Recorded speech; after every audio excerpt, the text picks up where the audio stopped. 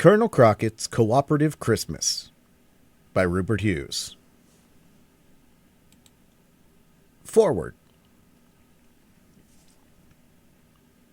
Of all the strange gatherings that have distinguished Madison Square Garden, the strangest was probably on the occasion last Christmas, when the now well-known Colonel D.A. Crockett of Waco rented the vast auditorium for $1,000 and threw it open to the public. As he's going to do it again this coming Christmas on account of the con in and reception of his scheme may interest some of the thousands who find themselves every Christmas in the Colonel's plight. My plan to describe it was frustrated by the receipt from his wife of 3 letters he wrote her. It seems only fair, then, that the author of this achievement, which is likely to become an institution, should be allowed to review, to be the author of its history. I shall, therefore, content myself with publishing verbatim 2 of the Colonel's own letters. Rupert Hughes. Letter 1. New York, New York, December 26, 1904. Friend wife. The miserablest night I ever spent in all my born days, the solitariest with no seconds, was sure this identical Christmas night in New York City. And I've been some lonesome, too, in my time. I've told you how, as a boy, I shipped before the mast, wrong mast, and how the old tump bumped a reef and went down with all hands and feet, except mine. You remember me telling how I grabbed a hold to the large wooden box and floated on to a dry spot. It knocked the wind out of my stomach considerable, but I hung on kind of unconscious till the tide went out. When I come to, I looked round to see where in Sam Hill I was at, and found I was on a little pinhead of an island about the size of a freckle would be on the moon. All around was mostly sky, except for what was water, and me with nothing to drink it with. I sat down hard on the box and felt as blue as all the swear words ever swore. There was nothing in sight to eat, and that made me so hungry that me and the box fell over backward. As I laid there, sprawled out with my feet up on the box, I looked between my knees and read them beautiful words, "Eat Buggin's biscuit," in plain sight before me on the end of the box. Well, me and friend Buggins inhabited that place, about as big as one of Man Friday's footprints, for going on 4 weeks. When tide was in, I held a box on my head to keep my powder dry.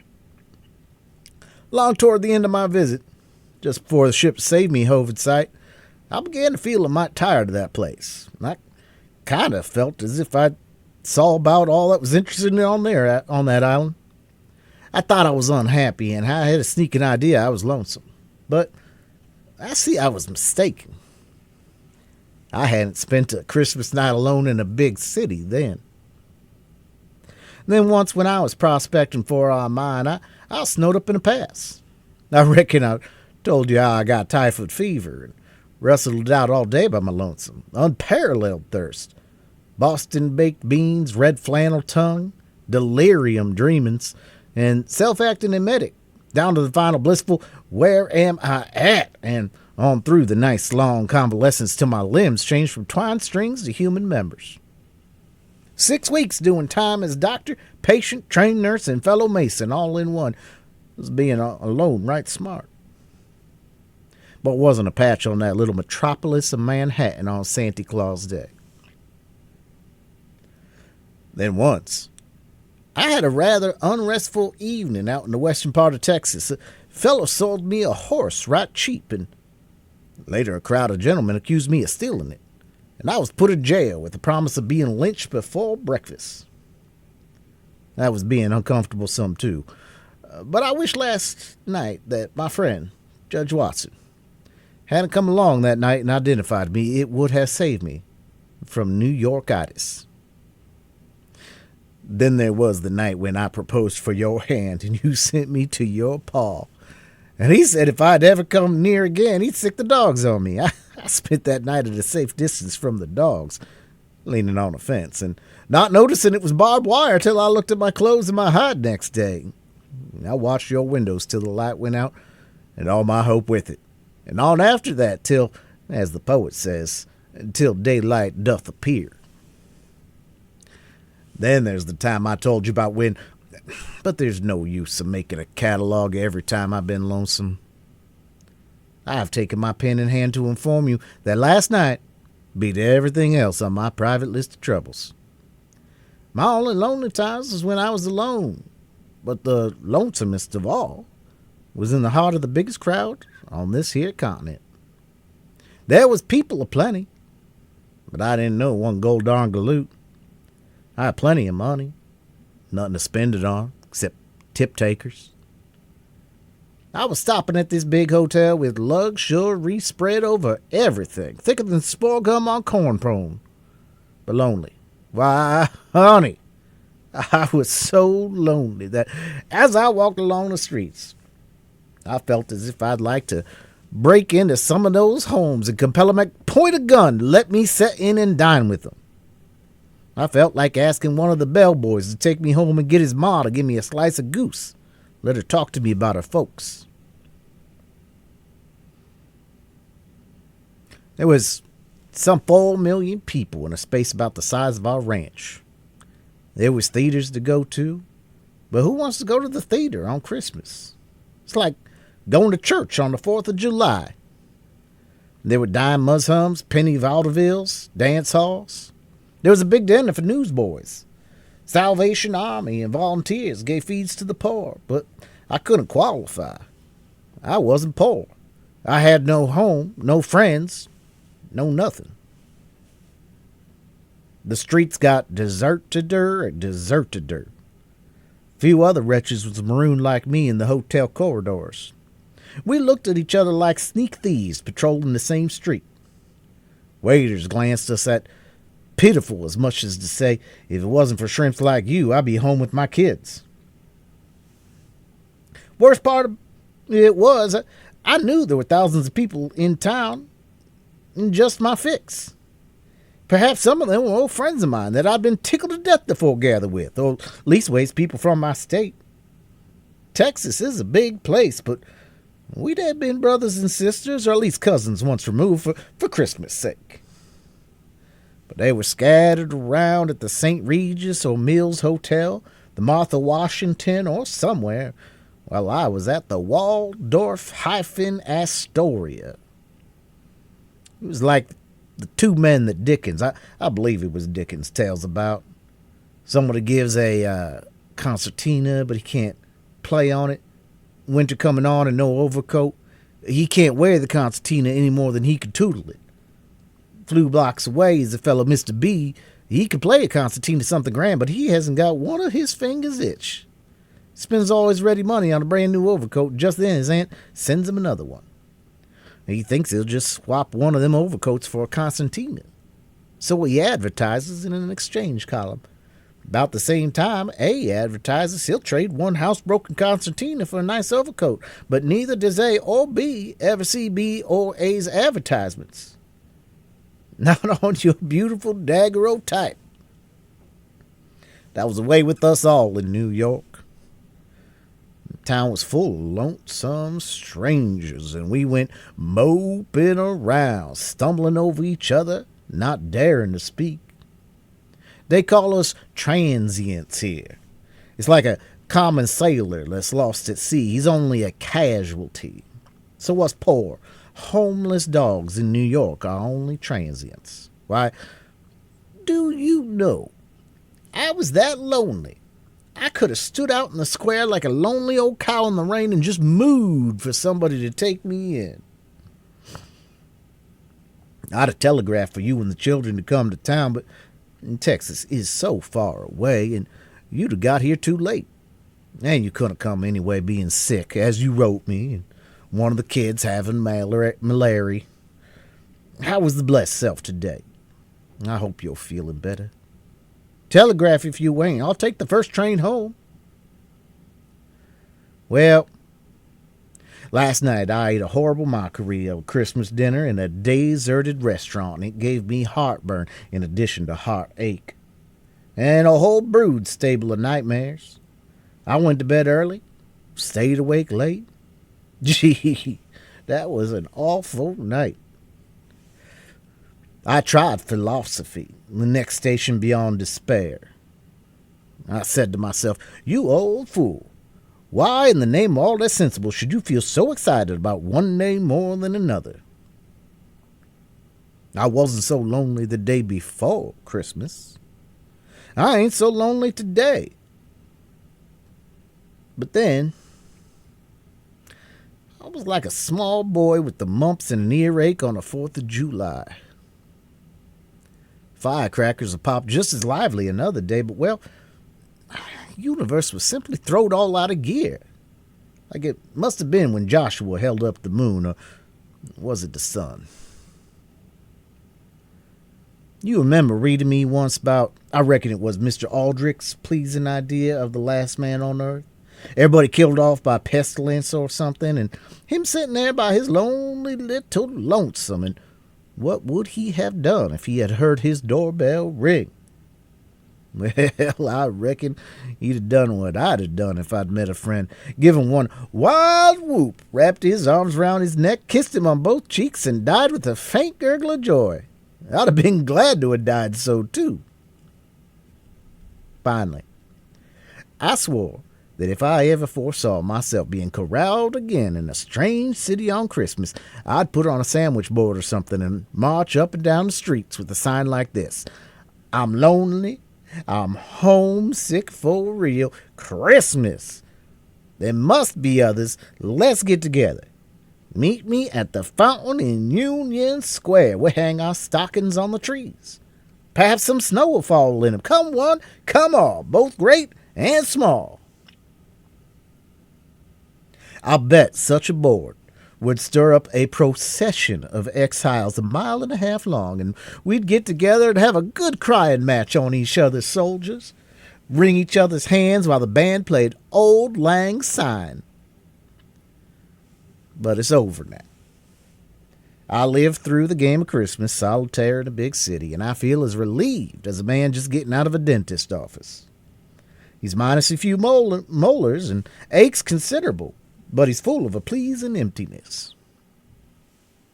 But let me say right here, and put it in black and white, if I'm ever dragged away home again on Christmas, I'll take laughing gas enough for a day or 2 nights, or I'll take some violent steps to get company. If I have to hire a cayuse and a lariat and rustle Broadway, rounding up a herd or other unbranded stray cattle. Well, it's a long letter from me, honey, and I will close. Love and kisses to the sweet little kids and to the best wife a fellow ever had. Your loving, Austin. P.S. I put off the deal all right. Syndicate buys the mine. I get $500,000 in cash and $500,000 in stock, and I start for home in 3 days. We'll hang up our stockings on New Year's Day.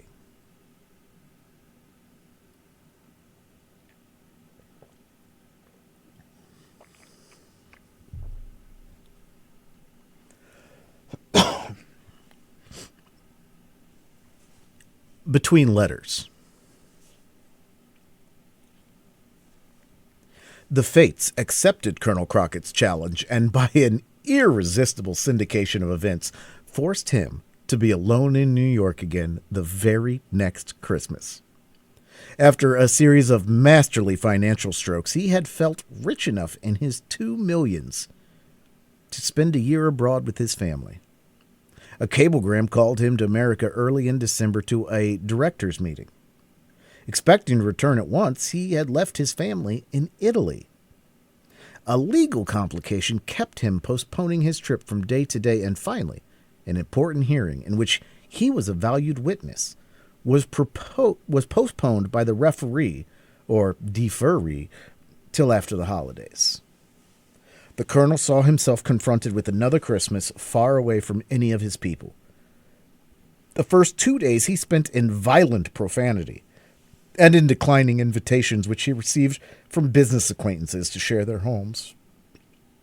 Then he set out to make the occasion memorable. Once more, we may leave the account to him.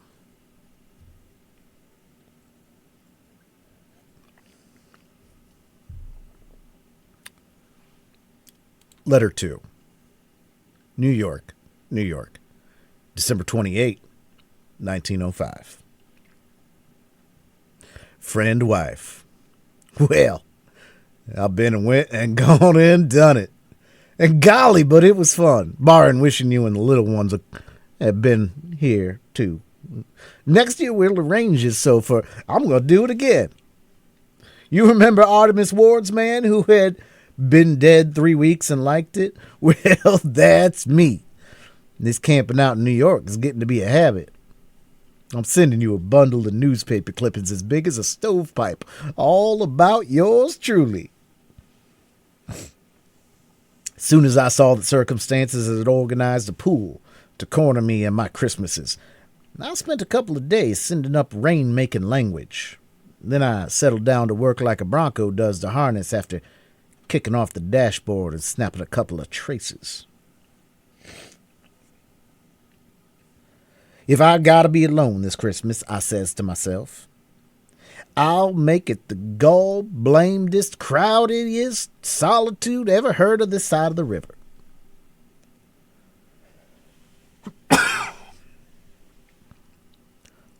I looked for the biggest place in town under one roof. Madison Square Garden was it. You remember it. We was there to the horse show, so-called. You recollect, I reckon, that the garden hold right smart of people.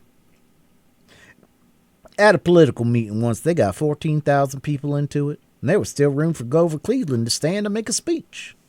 Well, feeling kind of flush and reckless like, I decided to go and see the manager or janitor or whatever he is. And I go and I did. I says to him, could I rent your cute little shack for one evening, Christmas night? Certainly, sir, he says. There happens to be nothing doing this Christmas.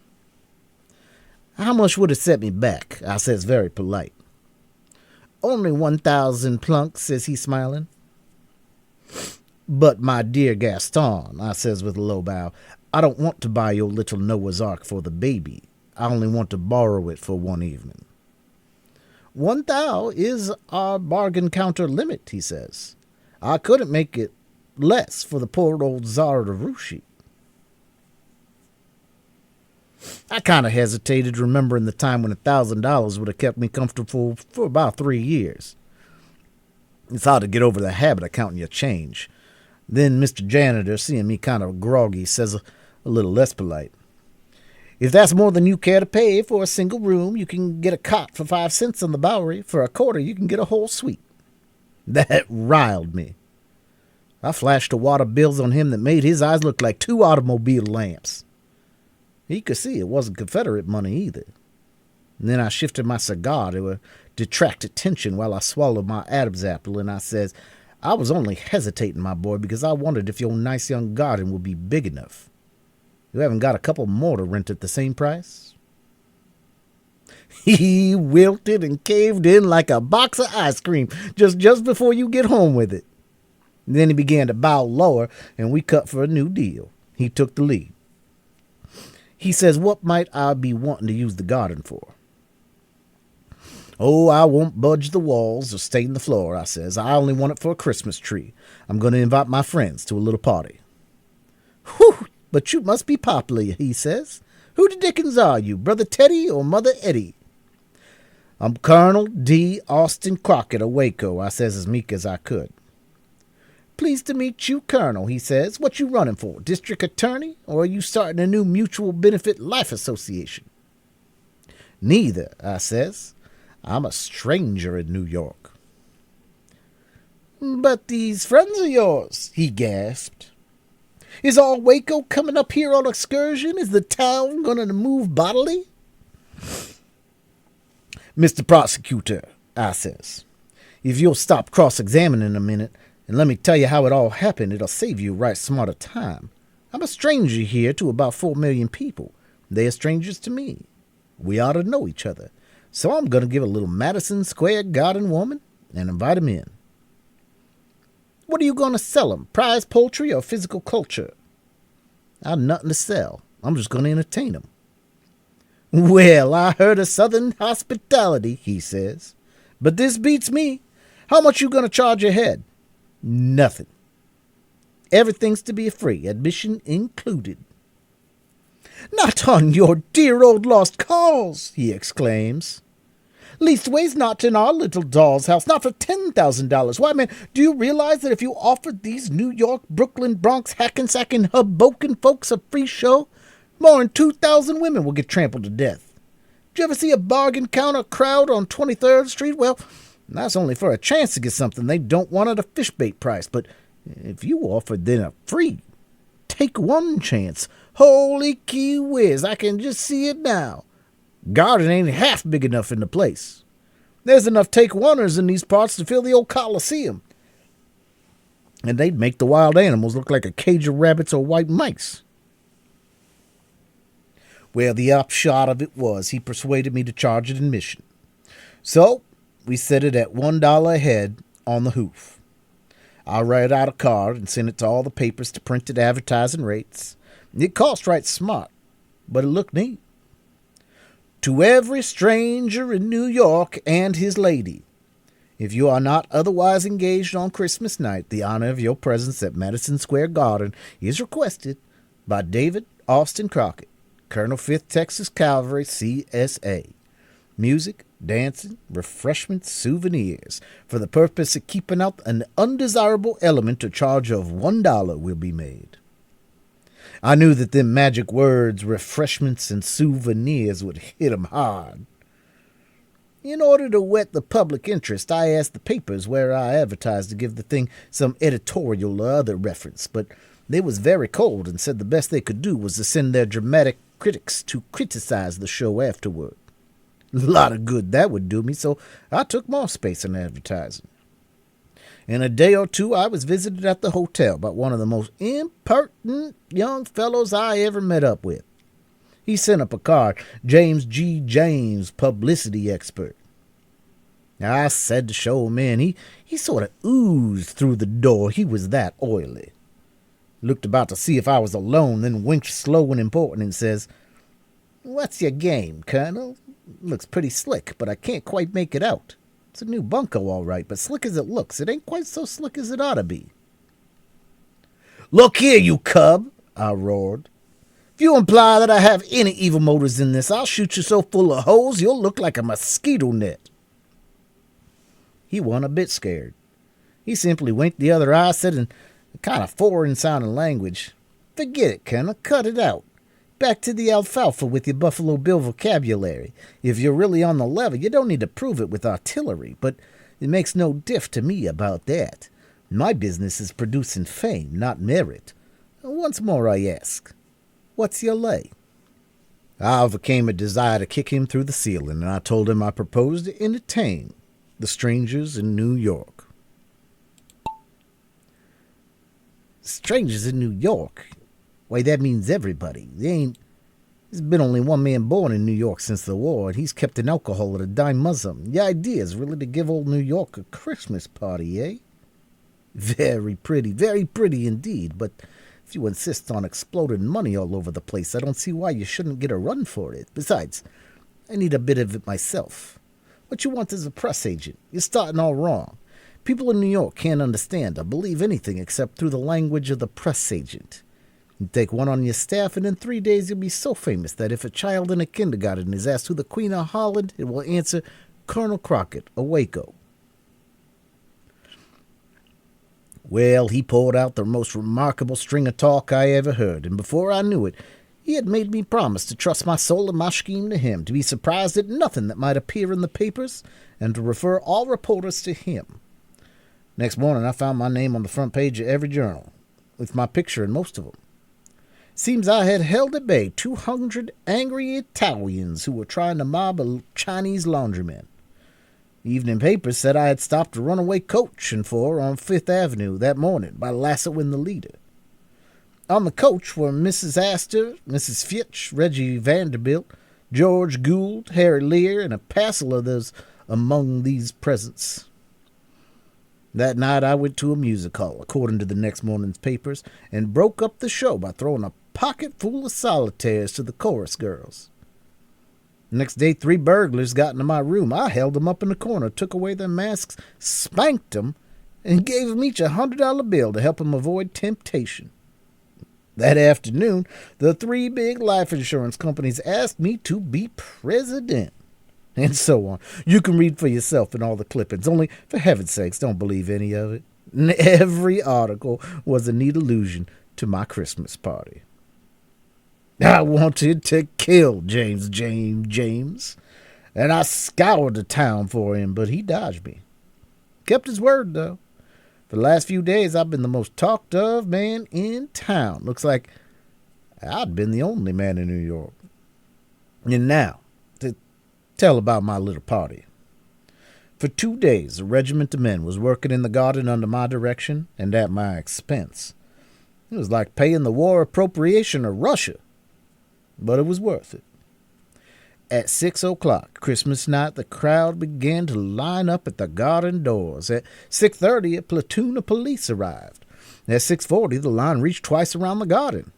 At 6:45, they sent for more police. At 7:15, every street was solid with people. They called out the police reserves and clubbed about 400 innocent bystanders insensible. 7:45, the fire department was called and played the hose on the crowd. This thinned them off a bit on the outskirts. Then the ambulance give up and the fainting women was carried home in express wagons and wheelbarrows. Subway was the only line that could run cars. At 8:30, the doors opened. You should have seen the rush. The Galveston flood wasn't in it. 8:45, the garden was so full they closed the doors. They sent some of the outside crowd home. The garden was a beautiful sight. On the tower outside, in big electric letters, there was a sign, "Merry Christmas to you and yours." Inside, it was decorated with holly leaves and berries. Tons of it. At one end was built a big house with a chimney and an old-fashioned fireplace. The roof of the house was covered with snow, cotton, and the sky back of it was full of electric stars that twinkled something beautiful. And there was a moon that looked like the real thing. There was 4 bands in the balconies and a chorus of angels with real wings and electric halos. They sang "Peace on Earth, Goodwill to Men," written for the occasion by Mr. D. Coven. By and by, all the bands bust out gorgeous, and then Santa Claus appeared in a sleigh drawn by 6 real-life stuffed reindeers. He run along the sky on unseen grooves and drove up to the roof of the house and slid down the chimney with a pack of presents. He filled all the stockings with candy, corny copies, and toys. A lot of attendants passed them out to the children. You should have heard them squeal with joy. Poor little tots living in hotels and apartment places where Santa Claus would have had to come up the steam radiator or a gas log pipe to get in. Well, my Santa Claus had to make 16 trips to satisfy the children.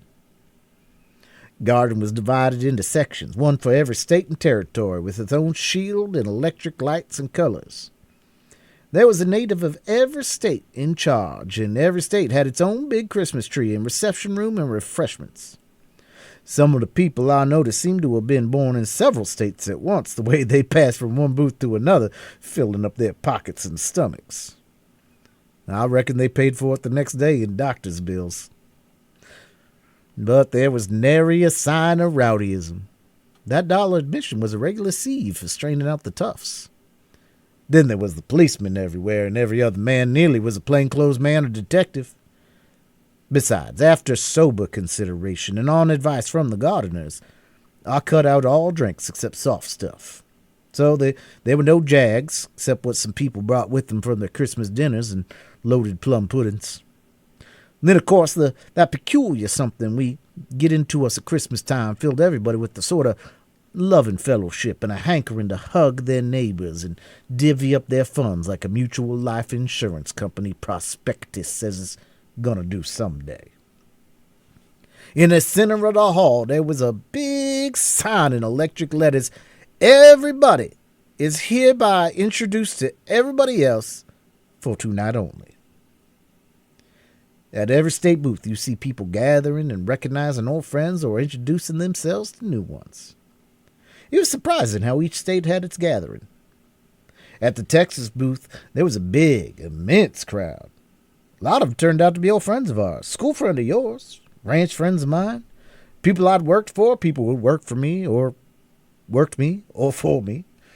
A lot of them sent their love and a Merry Christmas to you. I remember especially, here we omit a list of names somewhat lacking in universal interest. I had advertised that people who wanted to give each other Christmas presents could have them hung on the state's trees. My attendants gave them checks for their gifts, and there wasn't many mix-ups. Old Miss Samantha Clay got a box of cigars meant for Judge Randolph, and he got a pair of silver buckle garters meant for her. But most of them come out all right. Several of them were so surprised getting presents in New York that they bust out crying. Major Calhoun's whiskers was soaking wet with tears when he got a bottle of old bourbon from Judge Peyton. Rich folks who had been poor men met charter members of the I'm On to Your Origin Association. But the Christmas spirit made them forget to be snobs.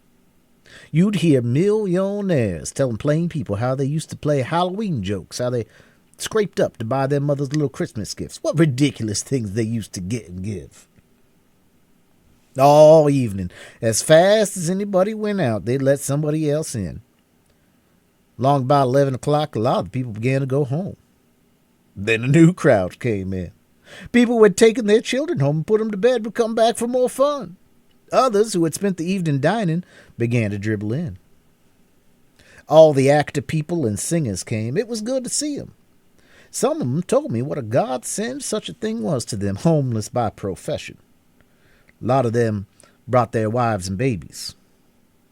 One father was playing Romeo in Newark. His wife was playing little Eva in Harlem, and their daughter was playing Camille on Broadway. You should have seen them rejoicing round the Kansas tree. About midnight, the big refreshment hall was open. Everybody that could squeeze in sat down to long tables where I had supper served. I had some of the best after-dinner speakers in town come in, and you should have heard some of the funny stories. It would have brought back dear old childhood memories. Major McClellan gave us all a welcome. Then there was Chauncey Depew, of course, and Simeon Ford, and Augustus Thomas, and Wilton Lackey, and Job Hedges, and Lemuel Ely Quigg, and General Horace Porter, and a passel of others. They all made the most surprising allusions to your poor old husband. They called me Daddy and sang about me being a jolly good fellow, and one of them christened me Santy Crockett. Why, my ears burned so hot I near set my collar on fire. It sure was worth all I spent, and I had a terrible time to keep from blubbering. I must have swallowed about 411 Adam's apples. Finally, they called on me for a speech. I just kind of gibbered. I don't know what. Paper said I said, "Merry Christmas, my children." This old world sure is some comfortable after all. The only trouble is that the right people can't seem to get together at the right time often enough. But this here Christmas supper tastes to me terrible much like more. And I'm going to try it again. And I hereby invite you all that ain't in any better place or any better world to meet here a year from tonight. And so God bless you all, and God bless everybody. Then after a lot of song singing and hand wringing, we all went home, tears in every eye, smiles on every mouth. The remnants of food and toys made more than 12 baskets full of scripture. I sent them round to the hospitals and orphan asylums. I've engaged the garden again for next Christmas and paid a deposit down. It ain't the extravagance it looks either, for while the expenses was high, $12,000 odd, they took in at the door nearly $18,000. I sent the profit to the Salvation Army and the volunteers, and now I'm being prayed for, and hallelujah for everywhere there's a bass drum, but I'd do it again if it cost me $20,000. It's worth that and more to have your heart nearly break wide open with joy and fellowship. It was broad daylight when I got to bed, all wore out with happiness. I cuddled up like I was a little boy once more in the days when I used to get up Christmas morning cold and early and look at my presents, and then crawl back under the covers again with a double armful of toys to keep warm and sleep some more. Oh, if only you and the chicks had have been there. Next time you shall be. Your loving, Austin.